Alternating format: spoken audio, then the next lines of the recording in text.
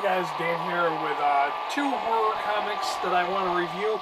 And before I get into these, I'm going to have down in the description what comics I'm reviewing, so that way if you have yet to read these, I really don't want to spoil it for you, because these might be a little bit spoilery. The first one we have is Harrow County Volume 2, Twice Told, and of course it shows two blonde-haired girls, and you really don't understand why that's on the cover until you start reading it. The end of Volume 1, it showed a blonde-haired girl who I assumed was Emmy living in the city. I assumed it was the future, but come to find out, she has a twin sister.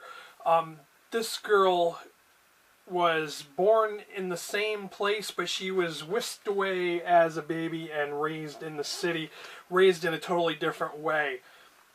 So she discovers Emmy and she decides to come back and try to basically stir up shit in Harrow County. So this did have a very slow start. Of course, the artwork is really, really good, and it's written by Cullen Bunn, who I really appreciate his writing. It's kind of, you know, that southern charm to it. So I really enjoyed this. I'm not going to spoil how it ended, but I was definitely, you know, a good horror comic. I did rate this 4 out of 5 stars. But, you know, who's to say, it kind of ended where, you know, the twin was taken care of, and who's to say if she'll come back in later volumes. But it was definitely worth checking out if you did appreciate and like the first volume. After that, I read Image Comics Nailbiter Volume 4, Bloodlust. This is a series, like I said with the last one, if you have not read the previous 3 volumes of Nailbiter, I was afraid that this was going to really be bad, because usually when you get into series, you think that, you know, they're going to slowly lose their momentum, but this is starting to get good again. Of course, you know, the Nailbiter, what happened in Volume 3, you know, it picks up from there. And there's a new serial killer this time in Atlanta, and they're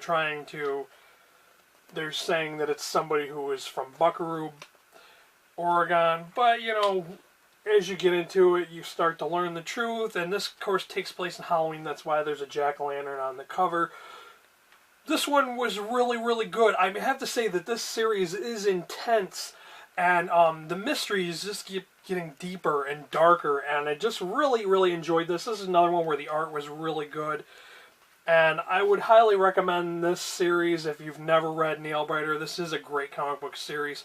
I think it says on the back that New York Times thought this was one of the better horror comics out there. It's definitely worth checking out, and I rated this one 4 out of 5 stars too on Goodreads. So that is it. A very short, brief review of these two comics.